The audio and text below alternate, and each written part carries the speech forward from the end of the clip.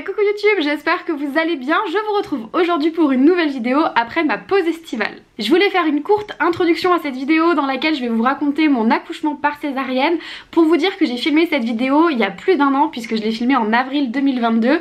Hier c'était l'anniversaire de mon fils, il a fêté ses 2 ans, donc je me suis dit que c'était la bonne occasion de vous sortir enfin cette vidéo qui dormait sur mon ordinateur. J'en ai pas mal des vidéos comme ça que j'ai filmées que je vous ai jamais sorties, donc elles arriveront dans les prochaines semaines. J'espère que cette vidéo va vous plaire et je vous laisse du coup avec le mois de l'année dernière. Coucou YouTube, j'espère que vous allez bien. Je vous retrouve aujourd'hui pour ma vidéo sur mon accouchement en césarienne. Donc au moment où je filme cette vidéo, on est le 1er avril, donc ça fait un peu plus de 7 mois que j'ai accouché. Donc c'est pour ça que il est temps que je vous raconte un petit peu mon accouchement. Donc pour rappel, moi j'ai fait partie de la team des personnes qui n'ont pas aimé être enceinte. Je vous ai fait 2 vidéos sur ma grossesse, donc premier et 2 trimestres, premier et deuxième trimestre, et une vidéo sur le 3e trimestre et le projet de naissance. Je vous les mets dans le petit si jamais vous ne les avez pas vus. Vous allez me dire mais quel est le lien avec mon accouchement, pourquoi est-ce que je vous raconte que je n'ai pas aimé être enceinte? Alors ça n'a pas un lien direct avec mon accouchement, mais c'est par là que je vais commencer le récit de mon accouchement pendant ma grossesse. Donc j'ai fait partie de ces personnes qui n'ont pas aimé être enceinte, principalement puisque j'ai pas aimé voir mon corps changer, prendre du poids, parce que la prise de poids ça a toujours été quelque chose de problématique chez moi. Je suis complexée depuis mon plus jeune âge, j'ai fait des périodes de surpoids assez fort et je suis redescendue, j'ai eu des périodes de TCA etc. Donc c'est vrai que la prise de poids chez moi elle a été compliquée à gérer psychologiquement. Moi je ne voyais pas une femme enceinte, je voyais une femme grosse, et donc c'était très compliqué pour moi de me projeter dans ce corps de femme enceinte. Ce qui faisait que je pense que psychologiquement je me disais, et je l'ai pensé très fort, que j'espérais prendre le moins de poids possible. J'avais également très peur de tout ce qui était vergeture etc, parce que je savais qu'une fois que ça avait pété c'était définitif et ça allait rajouter encore une fois un truc que j'allais pas aimer physiquement, que j'allais devoir accepter après ma grossesse. Et donc je me répétais très souvent pendant ma grossesse, il faut pas que je prenne trop de poids, il faut que je fasse attention, j'ai pas envie de trop grossir etc, au point que j'en suis arrivée à un stade à mon dernier trimestre où la balance s'est inversée. Alors c'est pas un jeu de mots, j'ai commencé à m'inquiéter en fait de pas avoir trop de ventre, parce que en comparaison, quand je me comparais avec d'autres femmes enceintes, quand par exemple j'allais à mes cours de préparation à l'accouchement et qu'il y avait des femmes qui me disaient que j'ai déjà oublié le nom, leur terme était beaucoup plus loin que moi dans le temps. J'étais là, mais elles ont plus de ventre que moi, enfin je comprends pas. Moi j'avais l'impression d'être enceinte de 5 mois alors que j'étais enceinte de 7 ou 8 mois et j'avais un plus petit ventre qu'elles. Alors oui, c'était ma première grossesse donc ça peut jouer beaucoup, et en fait au bout d'un moment je me suis surtout persuadée que c'était ma faute, parce que ça devait être psychologiquement moi qui faisais un blocage au niveau de la prise de poids et qui faisait que mon corps ne prenait pas tout l'espace qu'il devrait prendre. Et donc j'ai commencé à avoir le discours inverse, puisque j'ai eu peur que entre guillemets ça traumatise mon bébé, parce qu'on sait pas hein, tous les traumatismes. C'est n'importe quoi, je suis en train... Enfin bref, on va me prendre pour une folle. J'ai eu peur que ça traumatise mon bébé, dans le sens où je me disais ça se trouve il a pas la place suffisante pour grandir. Alors il était en pleine santé hein, tous les examens, toutes les échographies étaient super bonnes, il grandissait bien, il grossissait bien, donc il n'y avait rien sur le papier qui me faisait montrer qu'il avait pas assez de place etc. Mais du coup je commençais à me convaincre que j'avais un petit ventre, parce que c'était ma faute à force de dire il faut pas trop que je prenne de poids etc. Donc j'ai commencé à avoir le discours inverse et à lui dire, à parler à mon ventre et puis à me parler à moi-même en disant tu sais, si tu veux prendre plus de place vas-y, t'inquiète pas, je peux grossir, allez prends la place qu'il te faut, prends toute la place etc. Et je me suis répété ça pendant des semaines et des semaines, en arrivant au point où je vous jure que les 6 dernières semaines de ma grossesse j'ai totalement explosé. Ce qui s'est passé c'est que mes 6 dernières semaines de grossesse j'ai pris énormément de poids, j'ai pris énormément de ventre d'un coup, j'ai évidemment pété de tous les côtés, donc j'ai eu des vergetures absolument de partout, je ne les compte même pas tellement il y en a. Voilà, vraiment j'ai explosé et j'ai eu finalement ce gros ventre de femme enceinte que je voyais chez les autres et que je n'avais pas. Donc finalement j'étais contente, puisque je me disais bon tiens cool, mon bébé a pris sa place etc. Et puis là pour le coup c'est vrai que c'était beaucoup plus agréable, puisque les derniers mois de grossesse je faisais vraiment femme enceinte et je faisais plus grosse dans mon esprit en tout cas, puisque ça se trouve j'ai toujours fait femme enceinte, mais vous savez hein, la façon dont on se perçoit et comment les autres nous perçoivent c'est totalement différent. Donc j'étais contente finalement d'avoir enfin ce ventre de femme enceinte.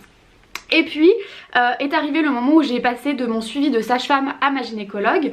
Et ce qu'il faut savoir c'est que pendant tout le suivi de ma grossesse on n'a jamais été alerté sur le fait que j'allais avoir un gros bébé. On nous a toujours dit que ça allait être un bébé bien portant, qu'il allait être plutôt dans la tranche haute des bébés, mais on nous a jamais dit oulala attention ça peut être un gros bébé etc. Il a jamais eu de problème de poids de ce côté là. Et puis donc du coup j'ai fait ce changement avec ma gynécologue pour les derniers examens. Et donc je me suis rendue à mon rendez-vous qui devait être 3 semaines ou 1 mois avant mon terme chez ma gynécologue. Et lors de l'examen, elle paraissait un peu surprise en me disant mais on vous a jamais prévenu que vous allez avoir un gros bébé, parce que là avec l'examen que je fais, les mesures que je prends, etc. Bah je pense que vous allez avoir un bébé entre 4 et 4,5 kg. Vous êtes plutôt petite, pour rappel je fais 1,56 m, donc c'est quand même assez inquiétant. En plus tout était, mon col n'était pas dilaté, enfin voilà. Mon bébé était placé super haut, il n'était pas encore descendu, il avait bien la tête en bas mais il s'était pas du tout engagé, etc. Donc à 1 mois avant mon terme, voilà, il n'y avait aucun signe comme quoi j'allais accoucher prochainement. Donc on partait du principe que j'allais aller jusqu'à terme, à ce moment là en tout cas. Donc c'est vrai que la gynéco disait bah si on va jusqu'à terme, votre bébé pourrait faire 4,5 kg, c'est quand même gros pour vous étant donné que vous êtes petite, ça va être à surveiller. Donc ce qui s'est passé c'est que ma gynéco m'a prescrit un nouvel examen 15 jours avant mon terme, en me disant on reverra à ce moment là ce qu'on fait, mais peut-être qu'on fera un déclenchement. Donc j'avais ça en tête, comme quoi 15 jours plus tard j'allais retourner à mon rendez-vous et on allait voir si du coup on partait sur un déclenchement ou non. Donc on est 15 jours avant le terme et donc je retourne chez ma gynéco, on refait les examens, elle me dit bon bah je vous confirme, le bébé ça va être un bon gros bébé, etc. Vu que vous êtes toute petite, c'est quand même inquiétant, etc. Il a pas bougé, votre col est pas du tout dilaté, vous êtes complètement fermé. Elle m'a dit on va pas vous faire de déclenchement pour 2 raisons. La première c'est que elle avait peur que ça allait être un accouchement long et douloureux, parce qu'un déclenchement c'est toujours plus long et toujours plus douloureux, et elle m'a dit au final le problème reste le même, que ce soit un accouchement naturel ou un déclenchement, bah on n'est pas sûr que bébé passe. Donc c'est à partir de là qu'on a commencé à envisager la césarienne, donc la césarienne programmée. On était 15 jours avant mon terme qui était le 18 août. Donc j'ai eu rendez-vous 2 fois à l'hôpital dans ces 10 derniers jours pour faire des monitorings de suivi pour être sûr que tout allait bien pour bébé, et j'ai eu ce dernier rendez-vous, ce dernier monitoring de suivi le lundi. J'étais censée accoucher en césarienne programmée le mercredi. Donc le lundi matin on va à l'hôpital, hop on fait le monitoring, etc.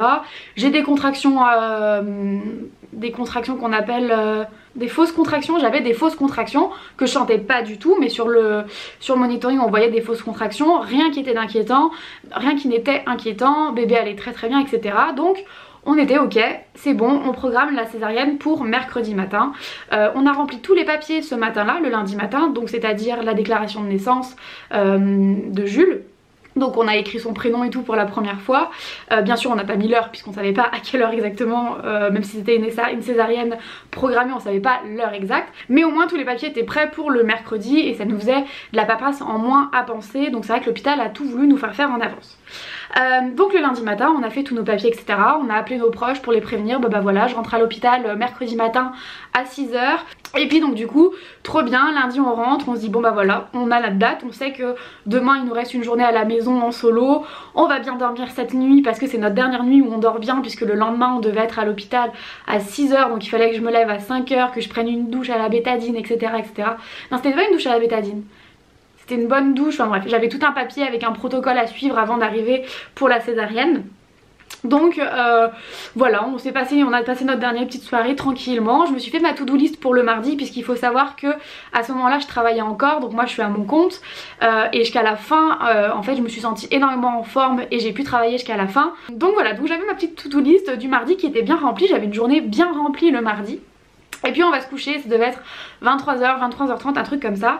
On va se coucher, on s'endort, et puis à 1h30 du matin, 1h du matin, oui c'était 1h du matin, je me lève avec une très forte envie de faire pipi. Je me lève et là, vloum. Et là en fait, tu te dis, est-ce que je viens de me pisser dessus ou est-ce que c'est ce que je crois? Et ben c'était ce que je croyais. Donc dans la nuit de lundi à mardi, bah j'ai perdu les os. Et là, il y a un truc du coup que j'ai oublié de dire, c'est que étant donné que c'était une césarienne programmée 10 jours en avance, j'ai eu le temps de me renseigner, j'ai eu le temps d'aller voir des vidéos YouTube, d'aller voir des récits sur des blogs, de me renseigner un maximum sur la césarienne, etc. Puisqu'il y a un truc qu'il faut dire, c'est que pendant les cours de préparation à l'accouchement, on part tellement du principe que vous allez accoucher naturellement qu'on vous parle de la césarienne à aucun moment. Ce qu'il faut savoir c'est que, alors je veux pas dire de bêtises, mais en fait les césariennes c'est quasiment... ça concerne une femme sur 5 il me semble, enfin c'est énorme, c'est pas juste 10 femmes par an, et donc on n'en parle à aucun moment dans le processus de la grossesse. Donc heureusement je me suis beaucoup renseignée et donc du coup j'étais totalement sereine pour ma césarienne puisque je savais comment ça allait se passer. Et je pense que ce qui fait peur dans une césarienne d'urgence, c'est le côté urgence déjà bien sûr parce qu'on se dit qu'il y a un problème, mais surtout le côté où on n'est pas préparé psychologiquement à ce qui va se passer, comment ça va se passer, etc. Moi je savais un petit peu près le processus, j'avais eu le temps aussi de poser mes questions à la maternité sur comment ça se passait, etc. etc. Un petit peu d'adapter le projet de naissance du coup à la césarienne, enfin on avait eu le temps de se préparer. Et là, nuit du lundi au mardi, je perds les os. Donc tout ce que j'avais prévu remis en question, puisque ce qui veut dire perdre des os, ça veut dire peut-être accouchement naturel, mais non, pas possible accouchement naturel. On m'a dit que j'avais un trop gros bébé, que j'étais trop petite, donc dans tous les cas il passera pas. Qu'est-ce que ça veut dire? Ça veut dire césarienne d'urgence quand j'arrive.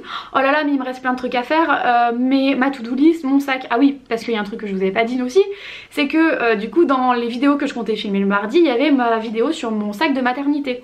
Donc j'avais lundi défait tout mon sac de maternité pour pouvoir le filmer le mardi et le refaire correctement puisque j'allais à la maternité que le mercredi. Donc en fait mon sac de maternité n'était pas prêt, ma valise n'était pas prête, donc j'étais aux toilettes comme ça avec mon chéri, oui c'était déjà mon mari, avec mon mari devant moi en mode bah qu'est-ce qu'on fait, est-ce qu'on va à la maternité tout de suite, etc. Lui il était là hyper détendu, non non non, souviens-toi les cours de l'accouchement on nous a dit qu'on avait jusqu'à 1 heure après la perte des os pour aller à la maternité, etc. etc. Va faire des exercices sur ton ballon, moi je m'occupe de faire les valises, etc. etc. Mon chéri s'est mis à faire les valises et j'étais sur mon ballon rose en train de faire des petits 8, etc. comme on m'avait appris pendant mes cours à l'accouchement, et j'étais en train de me passer dans la tête comment ça allait se passer, etc. En fait j'étais totalement perdue sur le fait de est-ce que j'allais accoucher normalement, est-ce que j'allais accoucher en césarienne, du coup est-ce que j'allais ressentir des contractions, puisque moi je m'étais mis en tête que césarienne programmée je sentirais pas des contractions, je sentirais pas ce que c'est de perdre les os, etc. J'avais déjà perdu les os, donc déjà j'étais quand même contente de vivre ça. Et puis alors je sais pas si c'est à cause des films, etc. mais pour moi un accouchement, quand tu perds les os, etc., quand t'es prêt à partir de la maternité, dans les films ça se passe toujours en pleine nuit. Donc pour moi dans ma tête c'était forcément que ça allait se passer en pleine nuit, et c'était le cas. J'ai perdu les os à 1 h du matin et pas en pleine journée ou au supermarché ou voilà, parce que ça c'était un truc pendant la grossesse où je me disais mais t'imagines, ça se trouve je perds les os toute seule en pleine journée, qu'est-ce que je fais, etc. etc. Donc bref, donc j'ai perdu les os en pleine nuit. On a préparé les affaires, etc. etc. Donc une fois toutes mes affaires prêtes, on part à la maternité. Et là je ressens la première contraction dans la voiture. Et ça fait mal. Et j'étais qu'au début hein, et ça m'a fait mal.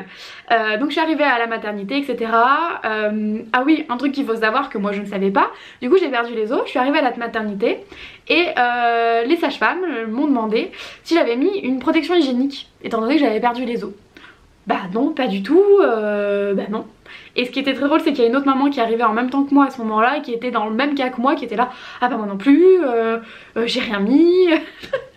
Donc c'est vrai que voilà, jusqu'au bout on n'est pas informé, jusqu'au bout on pense que vous allez tout savoir. Moi j'ai pas du tout pensé à mettre une serviette parce que je venais de perdre les os. Enfin pour moi j'avais perdu les os, c'était terminé. Non non non, ce n'était que le début. Donc on me met en salle de préparation à l'accouchement, on me met le moniteur ring autour du ventre, etc. Bébé allait très bien, etc. Et puis on m'a dit que on allait programmer ma césarienne pour le mardi matin au lieu du mercredi matin. Donc j'allais bien quand même accoucher en césarienne, sauf que je suis arrivée à la maternité, il était 2 h du matin, et que les gynécologues qui font les césariennes n'arrivaient qu'à 8 ou 9 h le lendemain matin, et surtout qu'il y avait déjà des césariennes programmées, donc on allait devoir me placer entre 2 césariennes déjà programmées. Donc j'avais un petit peu une fourchette, j'allais avoir mon intervention entre 7h30, 8h et puis 9h30, 10h. Mais c'était une fourchette, et puis donc du coup il fallait passer la nuit. On m'a dit d'essayer de dormir un petit peu puisque voilà, il fallait que je me repose. Mais ce qui s'est passé c'est que j'ai eu les contractions qui sont arrivées, et j'ai eu des sacrées contractions de 2 h du matin à 8 h du matin où j'ai eu ma césarienne. Donc pour vous raconter un petit peu ces heures là d'attente, donc monitoring, on essaye de dormir, contractions, etc. Et puis surtout, donc j'étais couchée, et puis ça faisait peut-être 1 h, 1 h et demie que j'étais couchée, et j'avais envie de faire pipi, sauf que le problème c'est que j'étais accrochée à mon monitoring, on commençait à me faire mes prises de sang, etc. J'avais des cathéters dans les 2 mains, donc pour bouger c'était pas forcément évident, et on me demandait de bouger le moins possible, surtout qu'en plus le but c'était pas de faire descendre bébé étant donné que j'allais avoir une césarienne. Sauf qu'au bout d'un moment j'avais vraiment envie de faire pipi et je me suis dit bon bah il faut que j'aille faire pipi, on va faire pipi. Et là juste je me relève sur mon lit et là le tsunami vraiment. Et en fait c'est à ce moment là que j'ai vraiment compris ce que c'était de perdre les os, puisque c'est à ce moment là que j'ai vraiment perdu les os et que ce que j'avais perdu à la maison c'était vraiment du pipi de chat hein. Et donc du coup j'ai absolument trempé tout le drap, mais j'avais honte. Surtout qu'en plus la sage-femme de garde en chef, qui après quand t'es arrivée et a vu ça, m'a dit mais personne vous a fait mettre de serviettes, mais je comprends pas. Bah non, personne m'a fait mettre de serviettes, on m'a demandé si j'en avais mis une mais j'ai dit que non, mais on m'en a pas donné du coup. Voilà, un gros bordel. J'espère que d'ailleurs la sage-femme qui m'avait accueillie s'est pas fait engueuler par la sage-femme chef justement parce qu'elle m'avait pas donné de serviette, parce que Bichette bon bah elle a oublié hein. Mais c'est vrai que je me souviens qu'elles étaient débordées les sages-femmes, c'était un truc de ouf. Bref, donc 2, 3 heures, 4 heures, 5 heures du matin, les heures passent, les contractions sont de plus en plus fortes. Ce qu'il faut savoir c'est que je pouvais pas avoir de péridurale puisque j'avais un autre type de péridurale pour ma césarienne et que c'était fait au dernier moment avant de passer à l'opération. Et donc 7 heures du matin, 6 heures du matin, 7 heures du matin, et là ça commençait vraiment à me faire mal. Donc du coup les sages-femmes ont décidé de me mettre sous gaz hilarant pour essayer de m'aider un petit peu pour que les contractions se passent un peu moins mal. Donc voilà, j'étais avec mon petit masque à gaz, à oxygène, avec mon gaz hilarant. Alors j'ai l'impression que ça m'a pas fait grand chose. Elles ont même fait tester à mon mari du coup, parce que lui au pire ça vous fera rire, ça vous fera un petit peu tourner la tête, rester bien assis, enfin voilà. Très sympa, vraiment c'était une super ambiance. Ce qu'il faut savoir c'est que tout le monde attendait ma césarienne le lendemain matin, le mercredi matin. Donc ma meilleure amie pendant la nuit avait mis son téléphone en silencieux, mes parents aussi. Donc en fait quand à 1h du matin, 2h du matin, quand je préviens tout le monde que je suis arrivée à la maternité, mais absolument personne me répond. Il neige. Oh là là, il tombe des gros flocons là. 8h du matin, on me met sur gaz hilarant pour me faire patienter, mais c'était bientôt mon tour. Ma gynéco était arrivée, c'est elle qui allait s'occuper de ma césarienne. Les équipes commençaient à me préparer, etc. M'a rasé puisque du coup j'avais pas eu le temps de me raser, c'était sur ma liste de choses à faire le mardi avant mon arrivée le mercredi, donc j'avais pas eu le temps de faire tout ce qu'il y avait sur ma liste. Et puis on m'a emmené vers 9h10 je crois, si je dis pas de bêtises, j'ai plus les heures exactes. On m'a emmené pour que je fasse mon installation. Donc on vous installe dans une salle d'opération où il fait très froid. On m'a fait me déshabiller. Non, j'avais mes bas. Oui, j'avais mes bas de contention et j'avais ma blouse, et sinon bah tout le reste j'étais toute nue. On m'a fait m'asseoir sur la table, plier un peu, recourber le dos. Ce qu'il faut savoir c'est que à ce moment là j'étais toute seule avec les équipes médicales, on peut pas être accompagné. On m'a fait l'équivalent de la péridurale pour la césarienne. C'était je crois cette partie là qui me faisait le plus peur, puisque on parle toujours du mythe de la grosse aiguille etc. Et puis ben finalement j'ai pas de souvenir si douloureux que ça. Après ça a été sûrement très bien fait aussi. Je me souviens juste de cette fameuse décharge électrique dans la jambe, mais qui est normal, qu'ils ont besoin apparemment pour se repérer, pour savoir du coup si ça agit bien etc. On m'a fait me coucher, étendre les bras sur le côté puisque d'un côté j'avais ma perfusion et puis de l'autre bah, j'avais mon anesthésiste qui restait tout le temps à côté de moi. On a fait mettre le champ bleu devant moi, donc en fait à part après vous voyez vraiment plus rien du tout. Tout ce qui se passe en dessous de votre poitrine bah vous voyez plus rien. Et puis bah, petit à petit je commençais à plus du tout sentir le bas de mon corps et mes jambes, jusqu'au moment où, et ça c'est une image qui m'a marquée à vie, jusqu'au moment où en fait je vois mes jambes passer au dessus donc du coup du champ bleu, et je regarde ma jambe passer parce qu'ils sont en train de soulever ma jambe pour m'installer etc. Et je suis en train de me dire mais c'est ma jambe, mais je la sens pas, c'est ma jambe qui est en train de passer mais je la sens pas. C'était comme s'ils avaient pris ma jambe et puis qu'il la balançait devant moi. Je ne sentais absolument rien et je peux vous dire que c'est une sensation tellement bizarre. Enfin voilà, donc ça c'est une image qui restera gravée à tout jamais, de ma jambe qui passe et moi qui est là, c'est ma jambe. Donc voilà, donc là j'étais installée, l'anesthésiste vérifiait bien que tout allait bien, j'avais pu garder mes lunettes de vue donc j'étais contente, puisque ben si j'avais pas mes lunettes de vue pour la première fois que j'allais voir mon bébé, bah finalement j'allais pas bien le voir. Donc j'avais mes lunettes de vue et puis sinon voilà, j'étais en croix comme ça. Et au dernier moment on fait rentrer du coup mon mari, qui vient s'installer juste à côté de moi derrière ma tête, qui pareil lui aussi ne voit absolument rien de ce qui se passe derrière le champ, puisque ben, je pense tout simplement que ça doit être déjà super impressionnant, puisqu'en fait on vous ouvre littéralement le ventre. Et donc du coup il n'y a pas tout ce processus de couper le cordon etc, ça se fait beaucoup plus tard, mais j'anticipe un peu trop.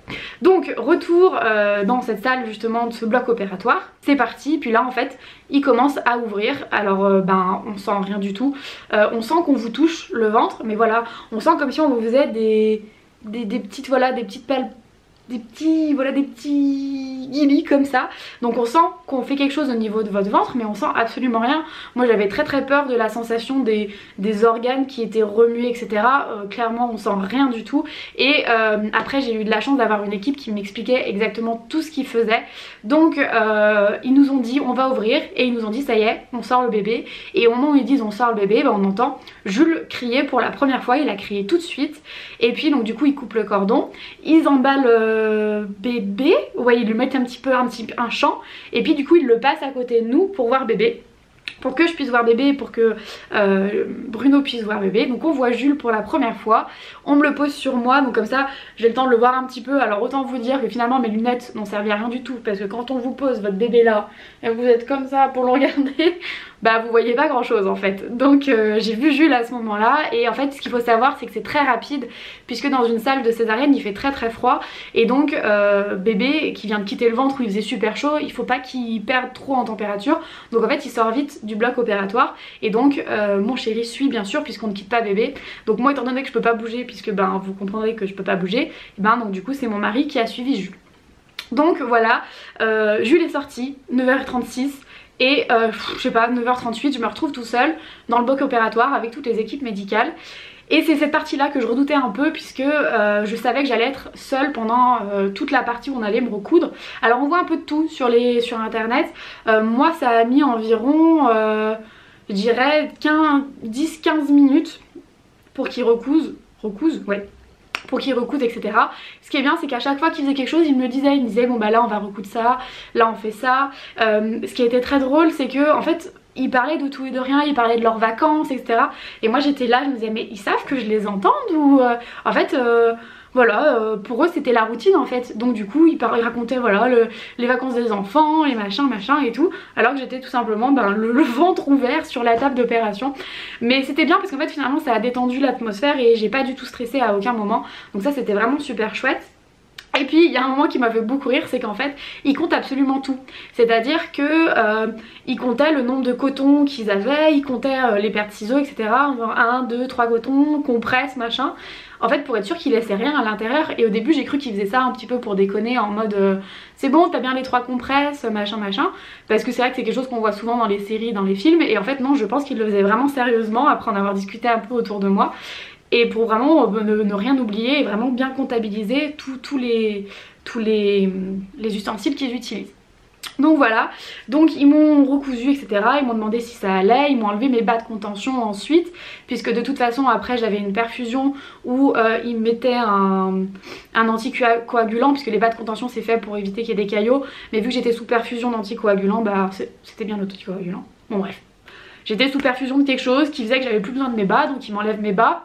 Rebelote, je vois mes jambes passer et du coup c'était trop mignon parce qu'il y a une des infirmières je crois qui m'a rendu mes bas, qui m'a dit qu'elle mettait mes bas dans une pochette, qui m'a dit qu'ils étaient désolés parce qu'il y avait un petit peu de sang sur mes bas. J'ai trouvé ça trop mignon, mais vraiment les équipes aux petits soins, j'ai vraiment été super bien pris en charge, donc ça c'était vraiment chouette. Mon anesthésiste super sympa, je me rappelle encore qu'il faisait des blagues quand on mettait le champ bleu, il disait bah voilà vous avez maintenant vous êtes au bord de la mer etc, puisque tout était bleu, enfin bon voilà. Donc vraiment un très bon souvenir finalement de ma césarienne.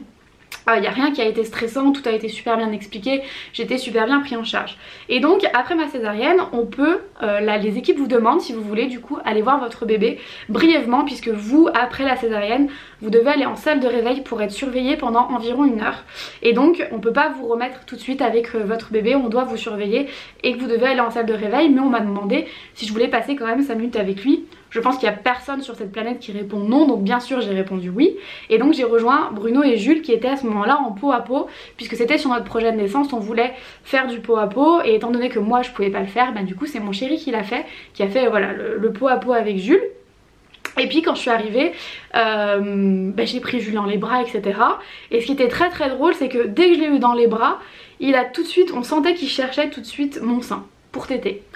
Il se dirigeait, enfin c'était très drôle. Et je savais que je restais là pour peu de temps, donc du coup je savais pas si je pouvais justement lancer la tétée d'accueil à ce moment-là. Ça fait peut-être 2-3 minutes que j'ai dans les bras et là il y a le médecin qui arrive, le pédiatre, qui nous demande de récupérer Jules pour faire les examens mais devant nous. Donc du coup ils lui ont fait faire les réflexes de marche etc, ils ont vérifié qu'il allait bien, il l'a pris sur le ventre comme ça pour vérifier son dos, enfin super impressionnant en fait les manipulations qu'ils font à le bébé pendant que pour les premiers examens de vie en fait tout simplement. Et encore j'avais pas vu les plus impressionnants que j'ai vu ensuite par vidéo.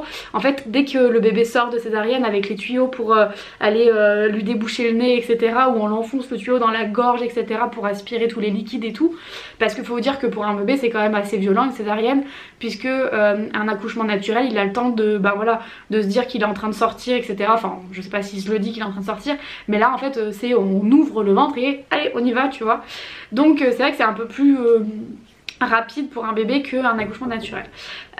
Donc il y a le pédiatre qui fait tous ses examens etc, et puis il me remet ensuite bébé sur moi et c'est à ce moment là que je sentais que Jules commençait à chercher le sein et moi c'était quelque chose que je voulais faire, l'allaitement, je voulais lancer un allaitement, donc je me suis dit est-ce que je pourrais pas lancer la tétée d'accueil à ce moment là. Je vous rappelle que normalement j'avais juste 5 minutes mais ça faisait déjà 10 minutes que j'étais avec bébé. Ce jour là en fait les sages-femmes étaient vraiment dans le rush et donc il y a une sage-femme qui passe pour s'occuper d'un autre papa qui était dans la même salle que nous avec son bébé et je demande du coup à cette sage-femme si je peux du coup lancer la tétée d'accueil. Elle me dit oui allez-y. Alors clairement en fait non, j'avais pas le droit de... Enfin c'est pas que j'avais pas le droit, mais en fait j'aurais dû repartir tout de suite en salle de réveil.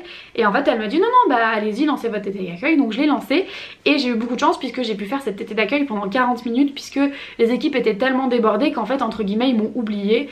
Mais finalement c'était un oubli heureux puisque j'ai pu lancer cette tétée d'accueil et je suis trop contente puisque en plus dans le cas d'une césarienne l'allaitement met beaucoup plus de temps à arriver pour que ça se déclenche et on dit que c'est mieux de faire la tétée d'accueil dans les 2 heures, je crois que c'est ça, dans les 2 heures d'arrivée du bébé. Donc j'étais super contente d'avoir pu pouvoir la faire et donc c'est mon anesthésiste qui passe et qui voit que je suis encore dans la salle 40-50 minutes après ma césarienne, qui dit mais vous êtes pas en salle de réveil vous, mais comment ça se fait etc.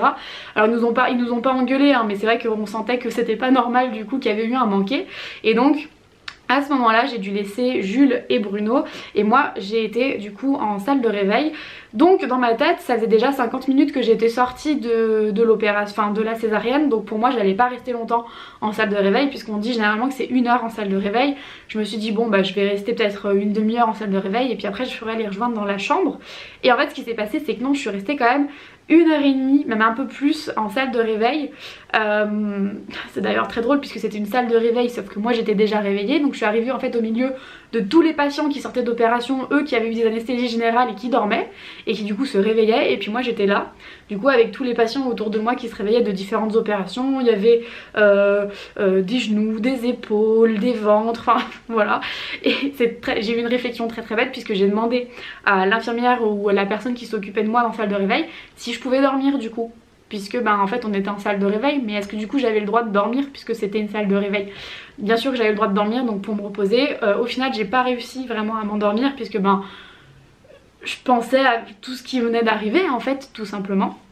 Et donc j'avais qu'une envie bien sûr, c'était de retourner dans ma chambre. Et donc au bout d'1h30, 1h45, ça a enfin été mon tour de retourner dans ma chambre et de retrouver bébé et donc bébé Jules et mon mari. Voilà, et puis après il y a eu les 5 jours à l'hôpital etc. etc. Si jamais vous regardez cette vidéo parce que on vous a programmé une césarienne et que vous vous renseignez, vraiment je tenais à vous rassurer, vous inquiétez pas, ça va très bien se passer. L'important c'est que vous posiez toutes vos questions aux équipes, donc n'hésitez pas à continuer à vous renseigner un maximum et à poser vos questions avant votre césarienne programmée. Moi personnellement, si pour ma deuxième grossesse on me laisse le choix, je redemanderai une césarienne tout simplement parce que ma convalescence s'est très bien passée et que mon expérience avec la césarienne a été très bonne. Donc finalement je me dis pourquoi pas, et puis maintenant que j'ai ma super belle cicatrice autant autant l'utiliser. Voilà, j'espère que cette vidéo vous aura plu ou vous aura aidé. Je vous retrouve très vite dans une prochaine vidéo. En attendant, prenez soin de vous. Salut!